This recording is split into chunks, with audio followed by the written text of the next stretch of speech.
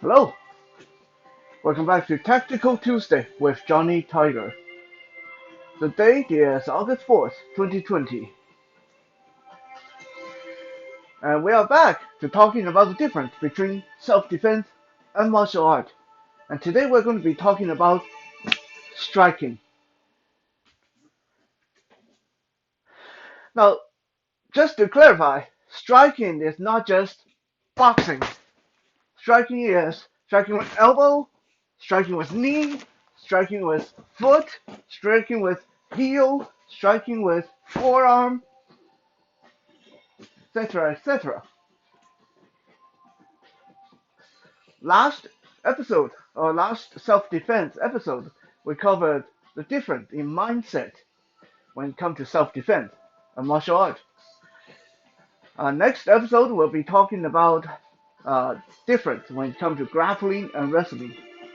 But today, I want to talk about striking. But before we start, I want to take this chance to debunk a kind of perpetuated myth with regarding to people who are like myself, people who can't see. I've heard a lot of people, and not just sighted people, blind people included. I heard a lot of people say, if you're blind, you can't be a good striker because you can't see your opponent. You can't see to block their punches, and you can't see them to hit them. I'm not going to sit here and tell you that it's easy, but you definitely, absolutely, it is possible. You definitely can be a pretty good striker without sight.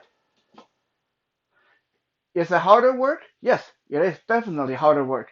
Are you going to be as good as someone who is sighted and someone who is of your own level? Probably not, unless you really, really are exceptional. But can you be good? Yes.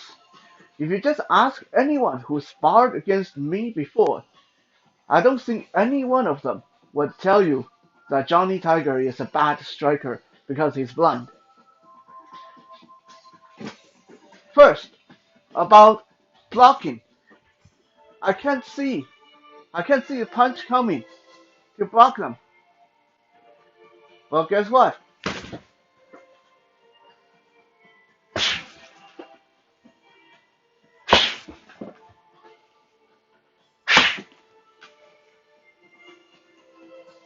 Most, most people with perfect eyesight wouldn't be able to see that, to block that. It's that fast. And that's not even me punching at full speed.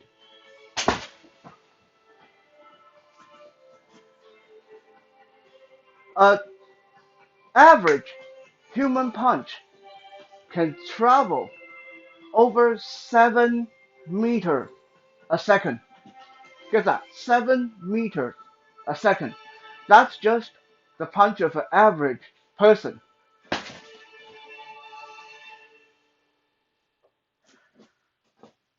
Even if the human eye can pick up on that, by the time it sends a signal to your brain sends a signal back to the rest of your body and tell your body to move. It's too late. Pop! It's right there. Pop! It's right there. Pop! It's right there. So unless the person doing the punching is amateur enough to telegraph, and we'll talk about that later on today, unless the person is amateur enough to telegraph their punches, even if you're fully sighted, you're not going to be able to see that in time to block it. So eyesight has nothing to do with blocking or evading punches. It's all in your head.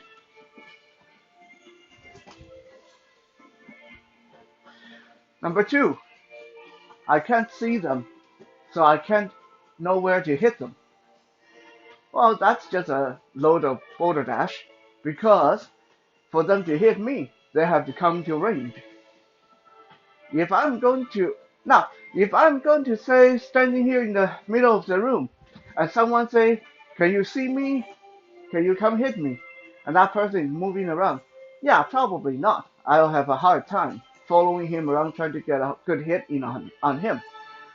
But in a self-defense situation, that's not how things going to go down, right? Usually in a self-defense situation, someone's coming up and swinging in my head. By the time he starts swinging in my head, I know where he is. He's close enough to hit me. That means I'm close enough to hit him. Or if he grabs me by the throat like this, I know where he is. He headlocking me, I know where he is. As soon as the person establishes contact, I know where he is. I don't need to be able to see him to know where to hit him.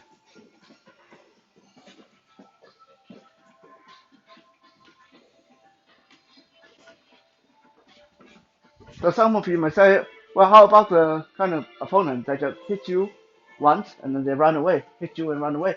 Well, guess what?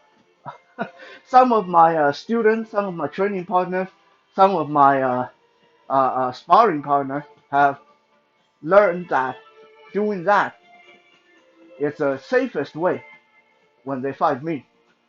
And yeah, I'll admit, if you do the hit and run tactic, it's probably going to work really good for you up until the point when I catch you, and I am going to catch you eventually. You can't sustain the entire match or entire fight doing hit and run. Eventually, you have to commit to it. And when you commit to it, I catch you. And guess what? If you spend the last half an hour poking at me and running away, poking at me and running away, when I finally catch you, good luck.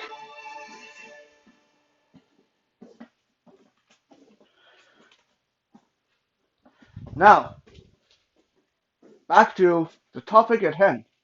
Striking in self-defense versus striking in martial art. Striking in martial art, when I'm fighting in a martial art tournament, or if I'm doing a sparring session using martial art, my striking is going to look something like this: 1, 2, 3, 4, elbow, knee, elbow, hammer fist, and knee, front kick, roundhouse kick, 1, 2, 3. Maybe with a few takedowns here and there, but that's more or less uh, what I would look like if I'm striking in martial art. A jab, cross, head shot, hook maybe to the head, hook maybe to the body, elbow, knee, grabbing, and then hammer to the face, and a roundhouse kick to the leg. All very standard. In another word,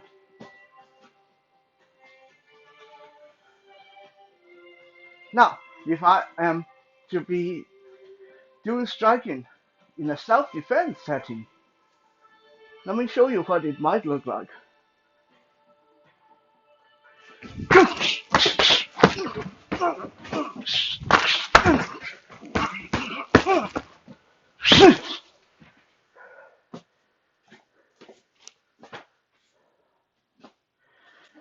So what happened there? Let me run this through blow by blow, alright?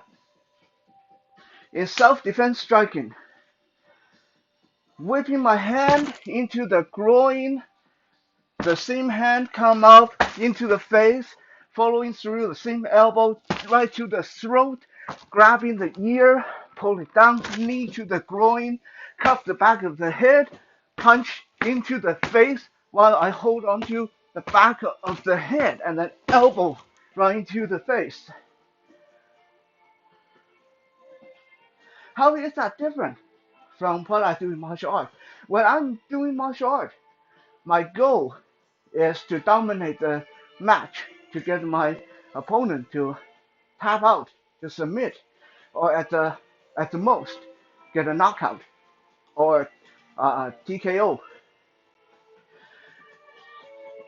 In another word, I'm not going to grab my opponent's back by the back of the head and throw my fist right into the face like this. I'm not going to elbow them right in the throat. I'm not going to grab them and throw my knee right into the groin.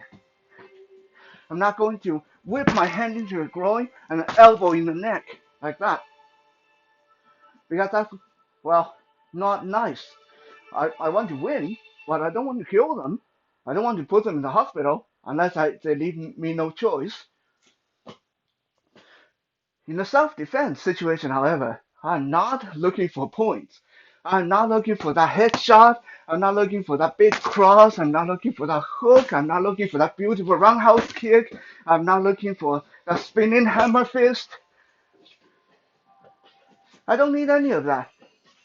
My goal in self-defense is to put this guy out of action as quickly as I can, preferably under 5 seconds, so I can go home.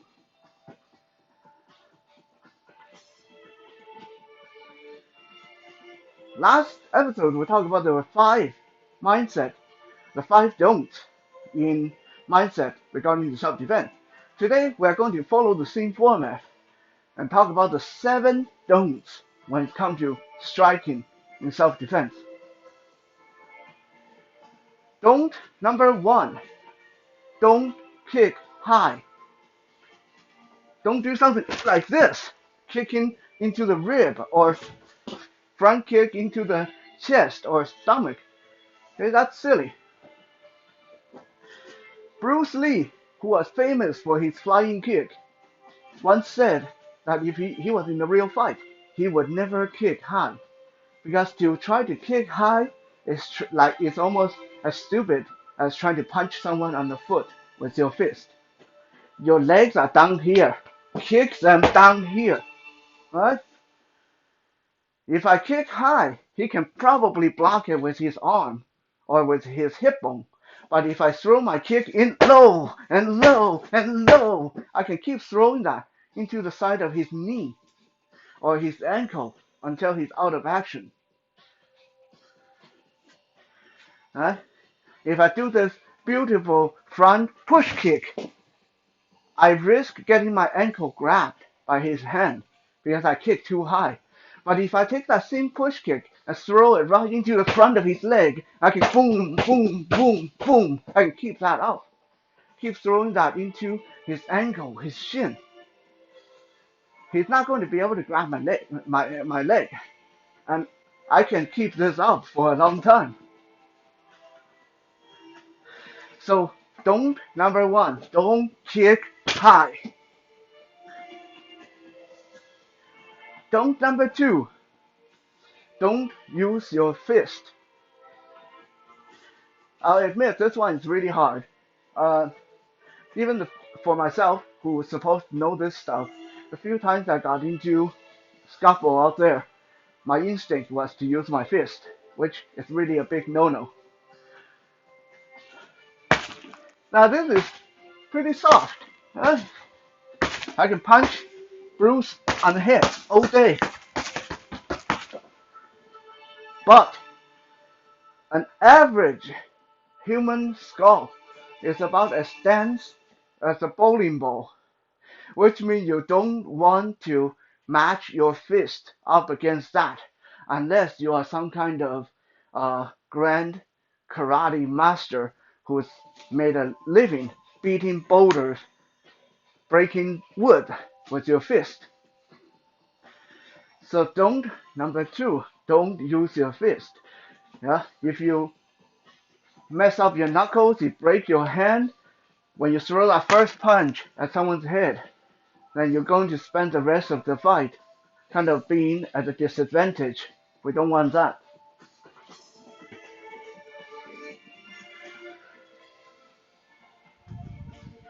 Number 3, don't strike with your hand unless you have no choice. Don't strike with any part of your body unless you have no choice.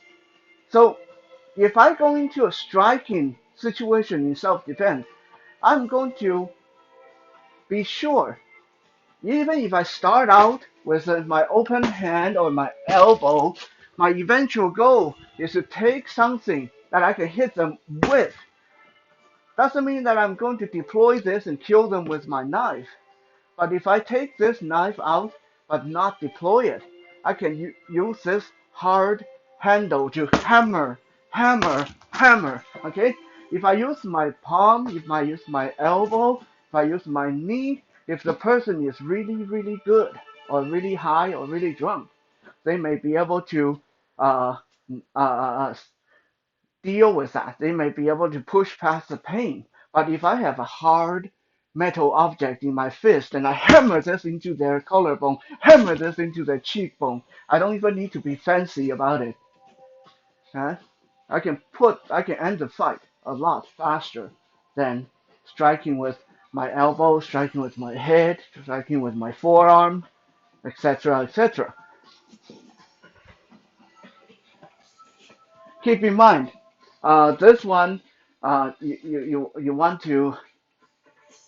want to make your judgment call based on the situation, of course, because you don't want to end up being charged with assault, aggravated assault with a weapon. So when is it the right time? When is the wrong time? Well, if the person is really big and they're really aggressive, then uh, probably, yeah, take something and hit them with it. As long as you don't kill them, you should be okay. Uh, but if it if you are just having an argument with your good friend, and your good friend start to get pushy and stuff like that, and you take a knife out and smash them across the face with a handle, yeah, you might have problem explaining that one in court.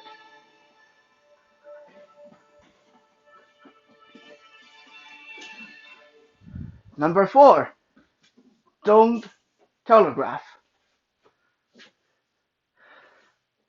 We hear this word a lot in self-defense, telegraphing. And what is it? Let me give you guys an example. Let's say Bruce and I, we are having problem with each other, and a fight is going to happen. And I put out my hand like a boxer, and I start moving in. I go into my nice balanced shuffle and MMA stand, and I go in. Okay? What did I do? I telegraphed. I told him what I was going to do. I told him I'm coming to hit him. Most likely, if he knows a bit of martial art or know a bit of fighting, he look at my footwork. He can tell if I'm left-handed or right-handed, if my left foot is forward or my right foot is forward. He can tell which hand I might start with. We don't want any of that. In a self-defense situation, I'm not going to go into my fight stance right off the bat. I'm not going to put out my hand right off the bat. At the most, I'm going to go into pacify mode. What is pacify mode? It's I'm going to put out my hand, but I'm not going to make it obvious like I'm going to box the person. I'm going to hold out my hand like, hey, look, it's okay. Hey, hey, it's okay. It's okay. Eh, look, I don't have any weapon. It's okay. It's okay. Empty hand. Empty hand. Now, this looks very passive, but if the person persists, right away, pow, pow, slap to the face, right, left. And from here, I'm already moving in, knee into the groin, elbow into the face, elbow into the throat, elbow into the groin, finger into the eyes. Fight's over. Or hopefully. I can go from passive mode, holding my hand out, empty palm. It's okay. We don't want any trouble. Pow pow. Okay? Hitting in the face right away. Or I can go from having my hand down by my side, just having a conversation and, hey, it's okay, I don't want any trouble. I don't know how many of you guys were able to see how fast that knife would come out right against the side of the throat. I'm not even going to kill them, right? I get this in there, I can hold them in place and get myself a time to call call police, call for help. Right? Don't telegraph it. If now, if we take that same move, if when he's coming at me, I put my hand inside my pocket very noticeably, then what's he going to do? If he has some experience, he's going to block my hand. If he blocks my arm, I can't draw my self-defense tool. Right? So rather than sticking my hand right down into my pocket, I'm just hooking the inside of my pocket with my thumb. My hand is still on the outside, and when I'm ready to go, I pull this out and go right at the face. Don't telegraph.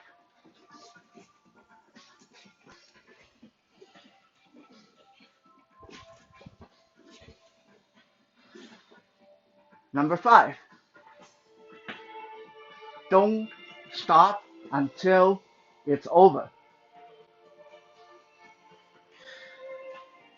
In a lot of MMA, martial art, competition, whatever you see people dancing back and forth, moving around, pow, jab, moving out again, moving in, jab cross, moving out, moving in, roundhouse kick, front kick, moving out again, circling, circling, coming, elbow. Okay? That is because it's a sport. You are showcasing your techniques. You're showcasing, you're racking up points, and you're pleasing the crowd. So there's that pause and go, checking out the other person, what are they going to do, and I counter them, and then go, and then pause and distance, and then go, right? That's not how real fights work. If you start doing that in a real self-defense situation, if you go pop in the face, and then you pull back and let the person do their thing, or if you go elbow to the groin, and then you pull back, let the person do their thing, you're going to get really badly hurt, possibly killed, because you're giving this person a chance to pull out a weapon or think up some other way of messing you up. So, when I'm entering into a conflict or a combat in self-defense situation, I'm going to go in and go in and go in and go in and eyes, throat, groin, eyes, throat, face, grab the head, and knee, and groin, and face. I'm going to keep doing that until I either get a chance to retreat, let's say police show up, I'm no longer in danger, or I put the person down and they're no longer a threat. I'm not going to pause and step back, give them a second chance. I'm going to keep on moving, preferably moving around them to the side, to behind, to control them. Neutralize the threat before you stop.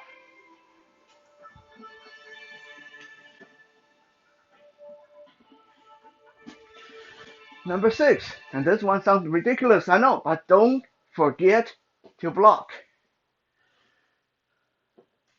Everything you do, you have to think about blocking, always protecting yourself, even when you're moving in. Because all it takes is that 1 second when you drop your guard and the person gets a lucky shot onto your chin. It takes less than 25 pounds of force to knock you out if they get you on your chin. It takes even less to mess you up if they get you in the throat or if they happen to get you in the groin. So, no matter what you're doing, remember, this is not a punching bag. This person is going to hit back. And when they hit back, if you trip over, if you fall down, if you get knocked out, there's not going to be a coach or a referee there to tell them, okay, back away, go back to your own corner. No, you get knocked down, you get knocked out, they might just stomp you to death. So make sure you cover yourself. Don't forget to block.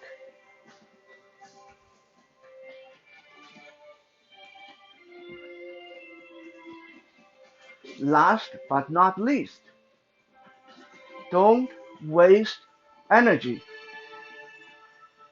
What do I mean by don't waste energy? Fighting is hard work. Even if the fight only lasts 10 seconds, it's really hard work. I am beating up on this target who doesn't fight back, and I am getting tired. So when there's a risk of you tripping over something, when there's a risk of their friend coming to help them, when there's a risk of them getting a hit in or them grabbing you and throwing you down, that you're going to get really tired really quick. So you don't have energy to waste. I remember when I was in high school, there's two teenagers in our school got into a massive fist fight.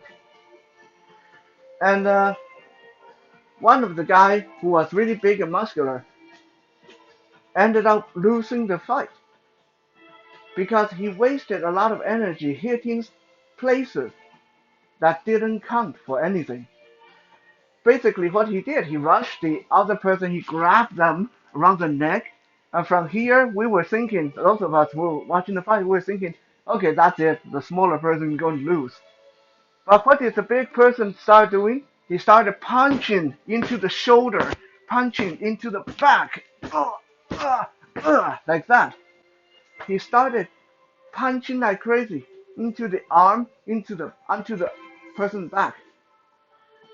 Was it uncomfortable for the person that he was beating up on? Of course. But was it enough to put the person down? No. Uh, in that case, it just made the person a lot more angry.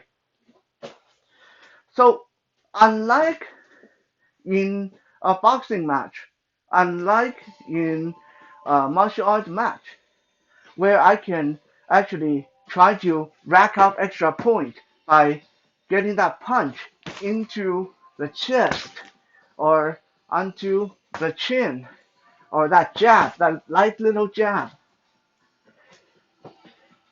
or in hook to the shoulder or hook to the leg. We don't want to waste time hitting spots that is not going to be productive. When I enter into a self-defense situation, every one of my motions, I need them to count. Hand into the groin, same hand come up right under the chin, and the same hand come down, thumb into the eye, and the same hand elbow into the neck, and then I'm moving beside them, knee into the groin, and then elbow to the back of the neck. I'm hitting every point that, let me say, I'm going after every point that has the potential to either put the person down or disabling them from this conflict. I'm not going to waste time standing here grabbing them and then punch them in the belly, in the belly. Does it suck to get punched in the belly? Sure. Someone this big, most likely he's not going to care. Okay? I can probably do this, punching in the belly all day long, and he can stand there and take it. So I'm going to ignore the chest and belly and the shoulder and the upper back, where all those big muscular areas are. I'm going to target things that I know is going to be weaknesses, no matter how big the person is. So don't waste time. Go for the kill. Well, actually, let me rephrase that because we don't want to kill them. But go for the closest, quickest way you can to take the person out of the conflict. So quick recap. Don't kick high. Don't punch with your fist. Don't strike with your body part unless you can't help it. Try to use a tool instead. Don't telegraphed. Don't waste energy. Don't forget to block, and then don't stop until it's over. 1, 2, 3, 4, 5, 6, 7. 7 points. Thank you for checking out today's Tactical Tuesday. We'll be back again tomorrow for Wisdom Wednesday. For now, stay safe and have a good night.